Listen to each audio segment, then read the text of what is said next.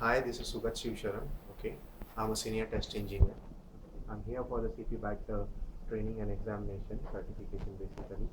I joined this course because I started taking Agile, learning Agile a few months back, and I really found this concept very interesting. And to get certification and to learn more about it, I opted for this course. In this course, I really understood the meaning of true meaning of Agile and the need for the value system that we teach here.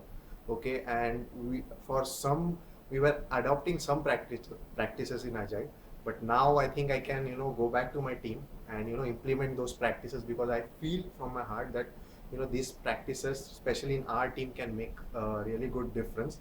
Okay, and we'll try to follow the Scrum methodology because it kind of works for us, and our project is kind of like Scrum.